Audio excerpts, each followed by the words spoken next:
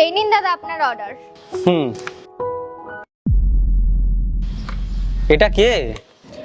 ও ও আমার বোন। বোনকে নিয়ে ডেলিভারি করছো? ওর শরীরটা খারাপ তাই। শরীর খারাপ? তাহলে ওকে বাড়িতে রেখে দাও, রেস্ট করতে দাও। তুমি ওকে এইভাবে রোদে রোদে নিয়ে ঘুরছো, বাইরে তো প্রচন্ড গরম।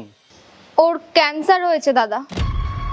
দাদা আমি তো চাই না যে ওকে আমি এইভাবে নিয়ে ঘুরি, কিন্তু আমাদের কেউ নেই, আমরাও অনাথ। ওকে যদি বাড়িতে একা রেখে দিই তাহলে ওকে দেখার মতন তো কেউ নেই। আর দাদা আমি যদি বাড়িতে বসে ওকে দেখাশোনা করি তাহলে তো আমাদের ইনকামই হবে না, আর ইনকাম না হলে ঘর চালাবোই কিভাবে, আর ওকে ডাক্তারও দেখাবো কিভাবে? দিদি, স্যালুট তোমাকে। তুমি ঘরও চালাচ্ছ, বোনকেও দেখছো। আর বোন, তুমি চিন্তা করো না, তুমি খুব তাড়াতাড়ি ঠিক হয়ে যাবে, কারণ তুমি একটা ভাগ্য করে দিদি পেয়েছো। হুম। আচ্ছা বোন, তুমি আমাকে বলো, আমি তোমাকে কি করে হেল্প করতে পারি?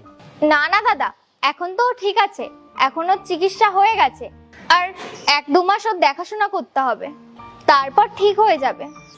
কিন্তু আমার না তোমাকে খুব হেল্প করতে ইচ্ছা করছে। তুমি বলো আমি তোমার জন্য কি করতে পারি? আরে দাদা আপনি শুধু আশীর্বাদ করুন, তাহলেই সব ঠিক হয়ে যাবে। ওই সব তো ঠিক আছে, কিন্তু তোমার এখন এত খারাপ সময়, তুমি তোমার বোনকে নিয়ে ঘুরে ঘুরে এখনো ডেলিভারি করছো। তুমি বলো আমি তোমার খারাপ সময় কিভাবে তোমার পাশে থাকতে পারি?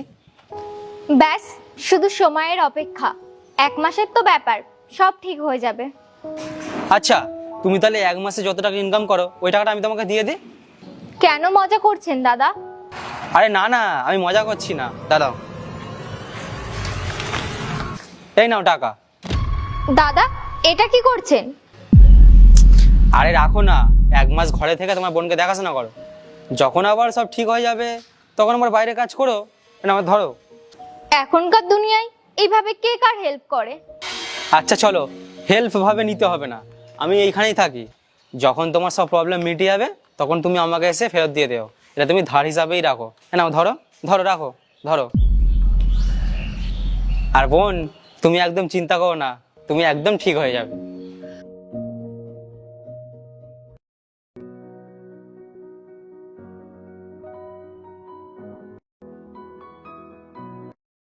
দাদা বুবাইদাকে একটু ডেকে দিন না।